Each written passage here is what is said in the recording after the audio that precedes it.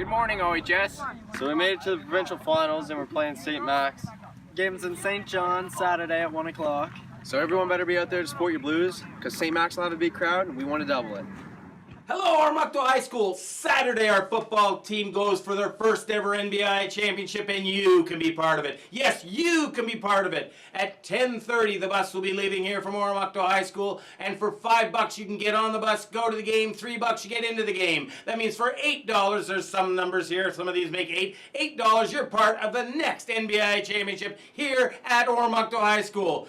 Be there, have a great time, enjoy it. 10:30 you get here, and we rockin' and we rollin' all the way down to St. John to lay a beatin' on St. Max. So thank you very much, Mr. Smith. Yes, thank you, Mr. Smith. So there is a sign-up sheet right outside of Miss Marmarket's room, and that is room number 142? 142, I believe. Yes, that is correct. 142. So make sure to go there. We're only taking 40 people, but I mean, if the sign-up sheet is full and you're very adamant about going, make sure to let Grandma and I know, and we can see about working something out, or a waiting list or something like that. Yeah. So this is really exciting. So grads, especially, you've been here Yes. for 4 years, and this is the first time, at least in my time, that OHS has done something like this. I'm sending a bus to see one of our away teams play. It's super exciting. So yeah, it's in St. John. They're in the finals. Let's see if they can cap off their amazing season with a win. Yeah. So please put your name down on Miss Marmarket's sign-up sheet, and yeah, we'll let you know. We're super excited to hear from you. Good morning, OHS. And happy Thursday. So it is the last day of the week. Yeah, It's so a we're long weekend. gearing up for our long weekend. Yes, exactly. So I hope you guys enjoyed your nice little 4-day week. So we're going to start with announcements. So students participating in the backpack program are reminded to pick up your backpack in the designated area within the first 10 minutes of lunchtime today.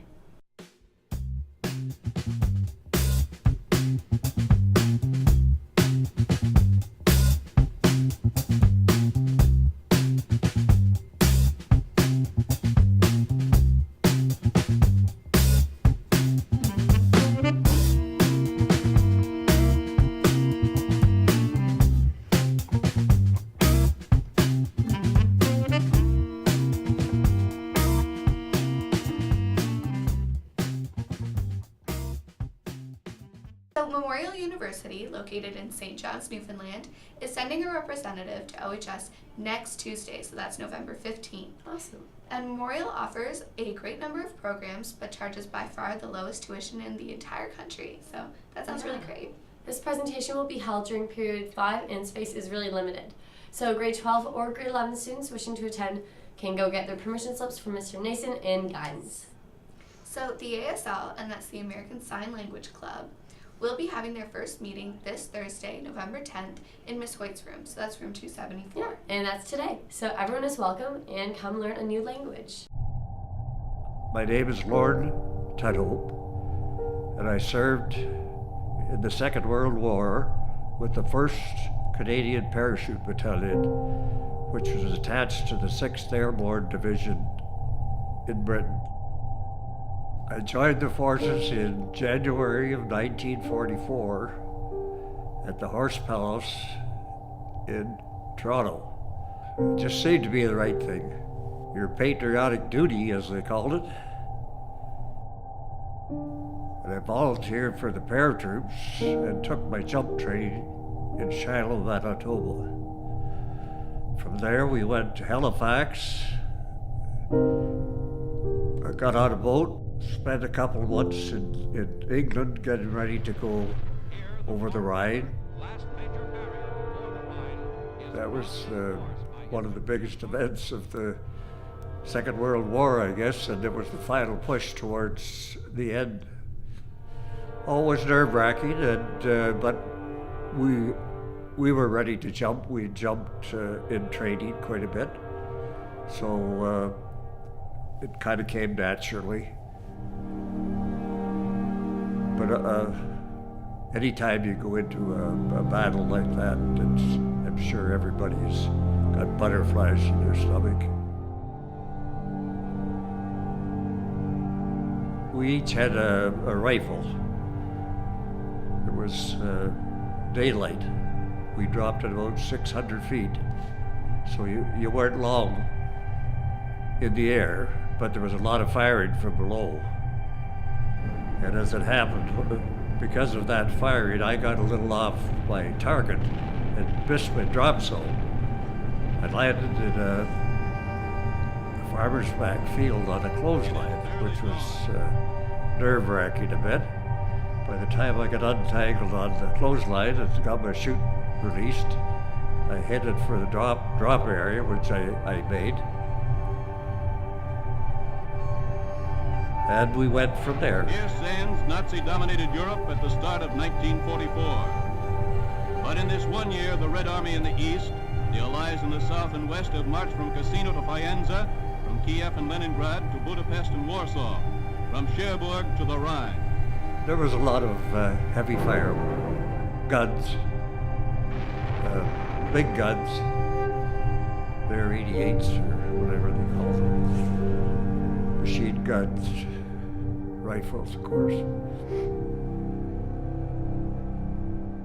Once I was discharged from the Army, I tried to forget most of, because it was a nerve-wracking business.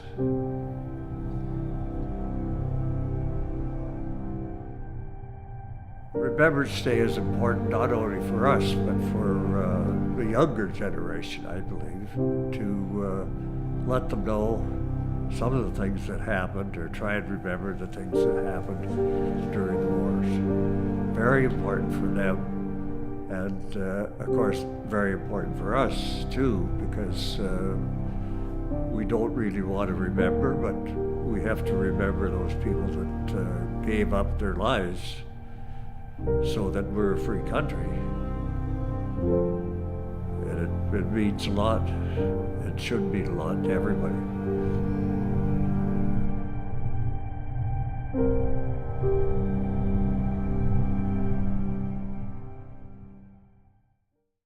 Now, poppies will be available in the cafeteria at noon or in the main office until today, and that's November 10th. And we also want to remind you guys to go to a Remembrance Day ceremony at the Cenotaph. Yeah, it's really important Tomorrow to go out and is really important. support the troops and support the military.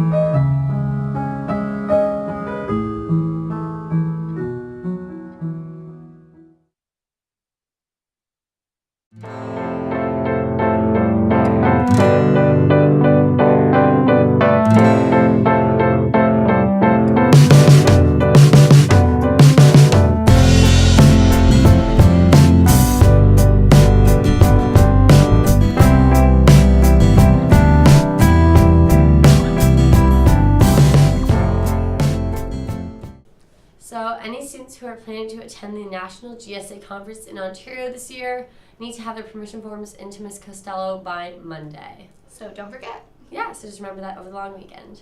And I think that's all we have today. That's it. Yeah, so have a great day, OHS. Please hang up and try again.